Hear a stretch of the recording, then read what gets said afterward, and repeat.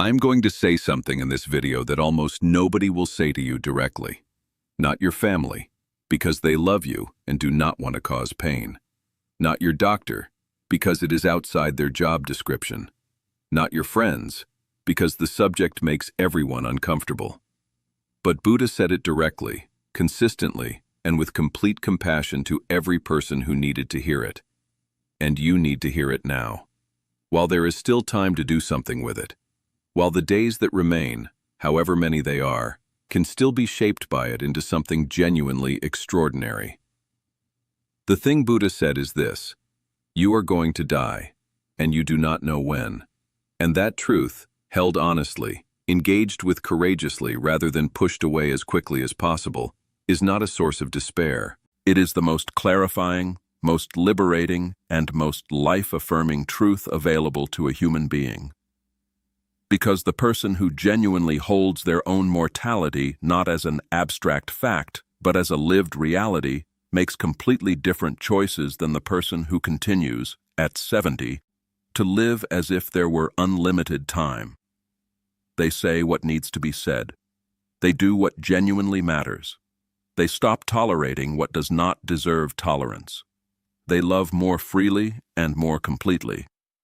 They stop wasting the irreplaceable currency of their remaining time on things that do not deserve it.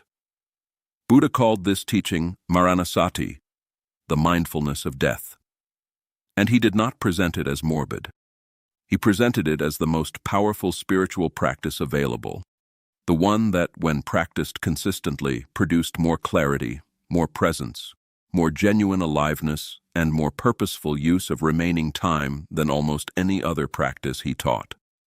Because death is the ultimate clarifier. It removes in an instant every pretense about what actually matters.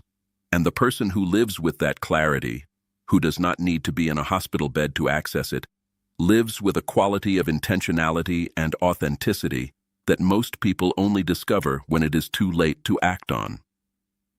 The first practical implication of this teaching is about priorities. When you genuinely hold your mortality, when you feel it as real rather than thinking it as abstract, your priorities reorganize themselves automatically. The things that seemed urgent reveal themselves as trivial. The things that seemed optional reveal themselves as essential. The conversation you have been putting off becomes undeferrable. The love you have been assuming they know becomes necessary to say out loud. The creative impulse you have been silencing becomes urgent. The authentic version of yourself that has been waiting for the right time discovers that the right time is always now. Always. And that now is always, always finite. The second implication is about relationships. The person who lives with genuine awareness of mortality does not take the people they love for granted. They do not assume there will always be another opportunity for the conversation that matters. They do not leave the important things unsaid on the assumption that everyone involved understands without being told. They say it, now, imperfectly, without waiting for the right words, because the right words that were never spoken are infinitely less valuable than the imperfect words that were actually heard. If there is someone in your life right now, a child, a sibling, a friend, a partner, to whom something important has never been said, say it today, not tomorrow, not when you find a better moment. Now, with whatever words you have available, because the moment you have been waiting for may not arrive.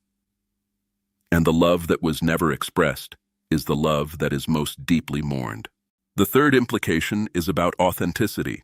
The person who genuinely holds their mortality stops performing, stops managing their impression, stops being the version of themselves that is acceptable rather than real.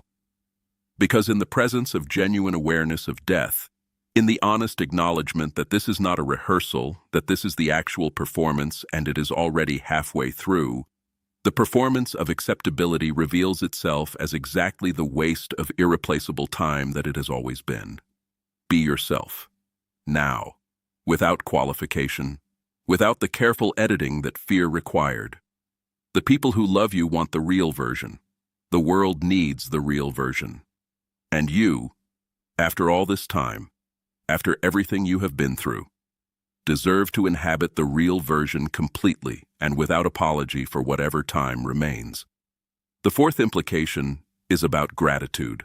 The person who genuinely holds their mortality finds gratitude not as a practice they have to cultivate, but as a natural, almost automatic orientation toward every remaining experience.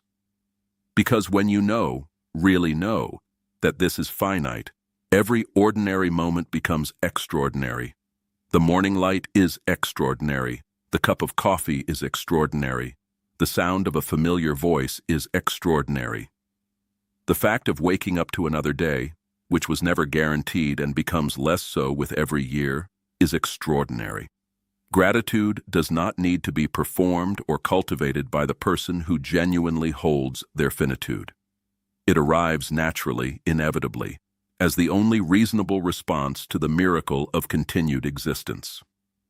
And the final teaching, the one Buddha gave to people at every stage of life, but with particular urgency to those in the second half, is this. A life fully lived requires the courage to look at both its beginning and its end honestly, to engage with the full arc of the story rather than just the comfortable middle. The person who can look at their mortality clearly, who can hold it with equanimity rather than panic, with curiosity rather than denial, with the specific courage that genuine self-honesty requires, is the person who lives most fully in whatever time remains. You have time, not unlimited time, real time, finite, precious, completely irreplaceable time. Use it with the full awareness of what it is. Love with it, create with it, heal with it, connect with it. Be completely, authentically, unapologetically yourself with it. Because there will come a moment, as there comes for every human being, when the time that was available is the time that was used. And the only question that will matter in that moment is whether you used it for the life that was genuinely yours. Use it now, every single day, starting today. Save this and share it with every person you love who still has time to use it wisely. Subscribe to Tathagata Wisdom, because every single day we bring you the wisdom that makes every remaining day of your life count for everything it was always meant to.